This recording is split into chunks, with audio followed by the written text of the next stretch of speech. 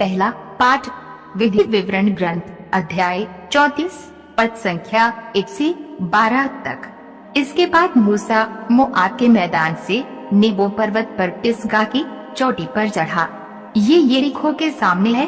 प्रभु ने उसे समस्त देश दिखाया, दान तक गिलाद को, सारे नप्ताली, एफ्राइम और मनस्से प्रदेश को, पश्चिमी समुद्र तक, समस्त यहूदा प्रदेश को, नेगेब और यरदन की घाटी तथा सोअर तक, खजूरों के नगर यरीहो के मैदान को।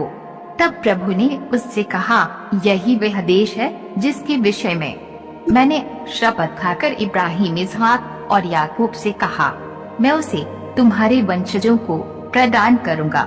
मैंने इसे तुमको दिखाया और तुमने इसे अपनी आँखों से देखा, किंतु तुम इसमें प्रवेश नहीं करोगे। प्रभु के सेवक मूसा की वहाँ मोआब में मृत्यु हो गई, जैसा कि प्रभु ने कहा था। लोगों ने उसे बेतपोर के सामने मोआब की घाटी में दफनाया, किंतु अब कोई नहीं जानता कि उसकी कब्र कहाँ है। मूसा का देहांत 120 वर्ष की उम्र में हुआ था। उसकी आँखों की ज्योति धुंधलाई नहीं थी और न ही उसकी तेजस्विता घटी थी। इस्राएलियों ने मोआब के मैदान में 30 दिन तक मूसा के लिए विलाप किया। इसके बाद मूसा के लिए शोक का समय समाप्त हुआ।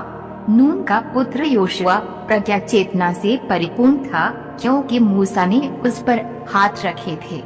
इस्राएली उसका आज्ञा पालन करते और इस प्रकार वे प्रभु का वह आदेश पूरा करते थे जिसे प्रभु ने मूसा को दिया था।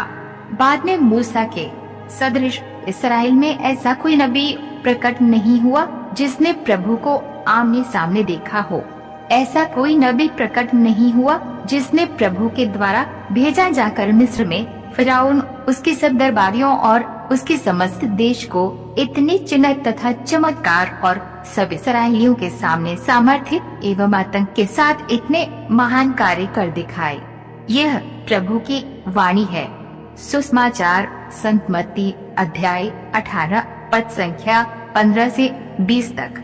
यदि तुम्हारा भाई कोई अपराध करता है तो जाकर उसे अकेले में समझाओ। यदि वह तुम्हारी बात मान जाता है तो तुमने अपने भाई को बचा लिया। यदि वह तुम्हारी बात नहीं मानता तो और 2-1 व्यक्तियों को साथ ले जाओ, ताकि 2 या 3 गवाहों के सहारे सब कुछ प्रमाणित हो जाए। यदि वह उनकी भी नहीं सुनता तो कलीसिया को बता दो, और यदि वे कलीसिया की भी नहीं सुनता तो उसे गैर यहूदी और नाकेदार जैसा समझो। मैं तुमसे कहता हूँ, तुम लोग पृथ्वी पर जिसका निषेध करोगे स्वर्ग में भी उसका निषेध रहेगा, और पृथ्वी पर जिसकी अनुमति दोगे स्वर्ग में भी उसकी अनुमति रहेगी। मैं तुमसे ये भी कहता हूँ, यदि पृथ्वी पर तुम लोगों में 2 व्यक्ति एकमत होकर कुछ भी मांगेंगे तो वे उन्हें मेरे स्वर्गिक पिता की ओर से निश्चय ही मिलेगा। क्योंकि जहाँ 2 या 3 मेरे नाम इकट्ठे होते हैं, वहाँ मैं उनके बीच उपस्थित रहता हूँ। यह प्रभु का पवित्र सुसमाचार है। मनन चिंतन अक्सर हम विश्वासी सामूहिक प्रार्थना में भाग लेते हैं, चाहे वह मिस्सा बलिदान हो, रोजनी प्रार्थना हो, आराधना हो या पारिवारिक प्रार्थना हो।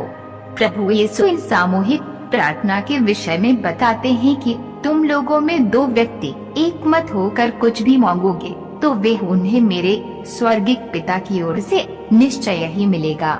सामूहिक प्रार्थना में शक्ति होती है, और जहाँ हम कहे सामूहिक प्रार्थना होती है, वह हम पर सभी को एकमत होकर प्रार्थना करनी चाहिए। एकमत होने का तात्पर्य है कि जिस उद्देश्य या जिस मतलब के लिए प्रार्थना किया जा रहा है, सभी उसी उद्देश्य या मतलब को ध्यान में रखते हुए प्रार्थना करना।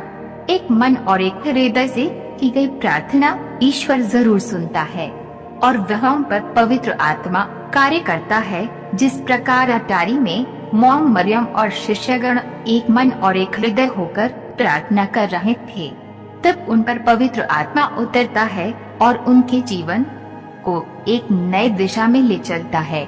बाइबल पाठ सुनने वाले सभी विश्वासी भाई बहनों के जीवन में ये सुनिवास करे। आमीन।